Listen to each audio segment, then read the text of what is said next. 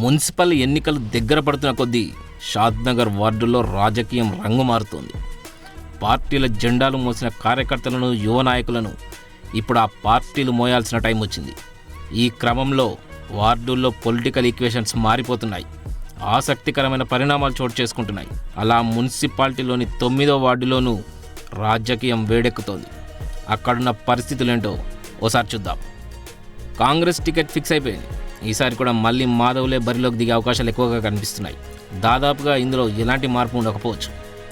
బీజేపీలోనూ పేట అశోక్కి పెద్దగా పోటీ లేదనే విషయం స్పష్టమవుతోంది. ఈసారి కూడా అతనే పోటీలో ఉండే అవకాశాలు ఎక్కువగా ఉన్నాయి. మరి అపోజిషన్ పార్టీ బీఆర్ఎస్లో పరిస్థితి ఏంటి? పార్టీ అధికారంలో లేకపోయినా ఇంత పోటీ ఎందుకు? మాజీ కౌన్సిలర్ ప్రతాప్ రెడ్డి అలియాస్ చింటూ మళ్ళీ బరిలో ఉంటే నో సౌండ్. అదే చింటూ ఇదే వార్డు నుంచి బరిలో దిగట్లేదనే ఊహాగానాలు బలపడుతున్న వేళ 9వ వార్డు నుంచి బరిలో దిగబోయే నెక్స్ట్ బీఆర్ఎస్ క్యాండిడేట్ ఎవరనే చర్చ ఇప్పుడు జోరుగా సాగుతోంది. అసలు బీఆర్ఎస్ నుంచి ఈ వార్డులో ఎవరికి టికెట్ దక్కుతుంది, పార్టీ ఎవరికి మద్దతు ఇస్తుందనేది ప్రస్తుతానికి అప్రస్తుతం.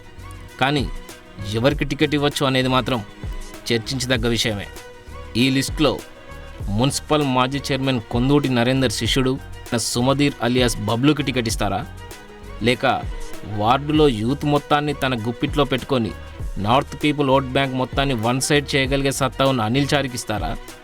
ఏళ్ల తరబడి పార్టీనే నమ్ముకొని ఎప్పటికైనా రాజకీయంగా మంచి అవకాశం వస్తుందని బలంగా నమ్ముతున్న ఉద్యమకారులైన శరత్ కృష్ణ, సుధాకర్లో ఒకరికిస్తారా? మైనార్టీ ఓట్ బ్యాంక్ మద్దతు బలంగా ఉన్న నిజాం వైపు మొగ్గుతారా? లేక గత మున్సిపల్ ఎన్నికల్లో అధిష్టానం బుజ్జగింపుతో పోటీ నుంచి డ్రాప్ అయిన నవీన్కి అవకాశం ఇస్తారా? ఇంతమందిలో బీఆర్ఎస్ బీఫామ్ ఎవరిని వరించబోతోంది? ఇదే మోస్ట్ ఇంట్రెస్టింగ్ డిబేటబుల్ టాపిక్. షాద్నగర్లో 28 వార్డులు ఉండగా 9వ వార్డు హాట్ సీట్గా మారడానికి రీజన్ ఏంటి అనేది పరిశీలిస్తే ఈ 9వ వార్డులోనే షాద్నగర్ ఎమ్మెల్యే కాస్లాబా శంకరయ్య నివాసం ఉంటున్నారు. ఆల్రెడీ ఆయన సొంతూరు వీర్లపల్లిలో మొన్న జరిగిన సర్పంచ్ ఎన్నికల్లో బీఆర్ఎస్ బలపరిచిన చిందం పాండు గెలుపు జెండా ఎగరేశారు. ఇప్పుడు మున్సిపల్ ఎన్నికల్లోనూ అలాంటి సీనే రిపీట్ అయ్యే అవకాశం ఉందా అనే చర్చ మొదలైంది. అక్కడి సీనే ఇక్కడ రిపీట్ అయితే కనుక బీఆర్ఎస్కు లోకల్గా ఇది బిగ్ అచీవ్మెంట్ అనే చెప్పాలి.